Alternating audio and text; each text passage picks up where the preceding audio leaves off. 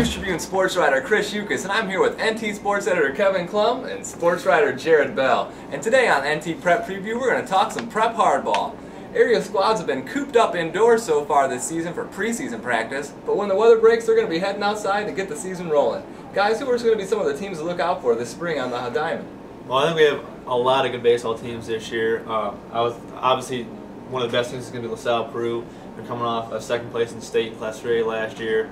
They have several key returning players. Noah Lamboli, who started the state championship game, had a sub-1 ERA last year. You have Kyle Jenkins also back at pitcher. You have Adam Happ to play the infield. Austin Smith, who is their best returning hitter average-wise. Brett Storm, center fielder. Yeah, Brett Storm, very good center fielder. So they have those 5 really good returners. They have some good juniors coming up. They do have a new coach in Matt Lipsinski. I think that's how you say it. Sorry, Matt. It's much more difficult to say than Booker, so yeah. I'll have to get used to it. But they should be really good again this year.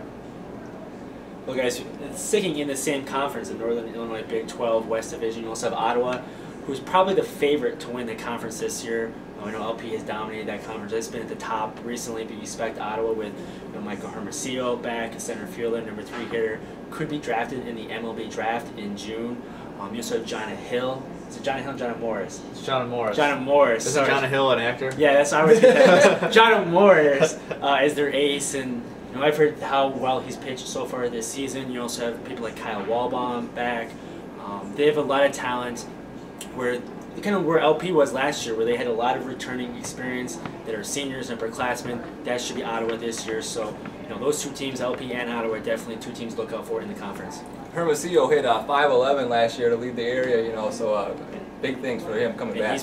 Like I said, he hit 5'11" and wasn't even our player of the year, so that gives you an idea of how good our players were last year, so you expect more of the same. Speaking of one of the area's top players from last year, we have Brad Grollo from St. Bede.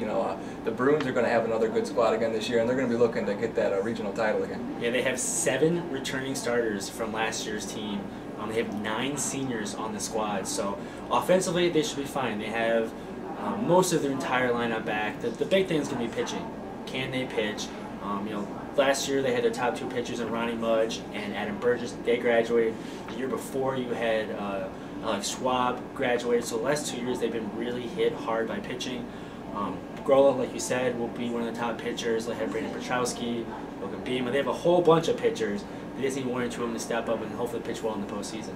And speaking of teams with pitching, while the Bruins are questionable pitching, the Hall Red Devils they're stacked with pitching. They're bringing back 4 different pitchers from last year that had ERAs under 2.0. Yeah, that's going to be impressive with Brett Fanning, Danny Nolasco. They really should have a solid pitching rotation, and if you have that, you're going to be able to go far. It doesn't matter really what you can do offensively. Well, it's one thing they returned all those pitchers, guys, but they returned Taggart Venegas, who was a St. Bede transfer, who would have really helped the Bruins. So, kind of the rich gets richer in that regard. Yeah. And moving on, in other squads around the Tri-County Conference, it's going to be in battle in the conference again this year with Marquette and Putnam County, both having good squads, it's looking like. Well, yeah, those 2 teams are both always very good. Putnam County returned several key players. They have Xavier Warren back.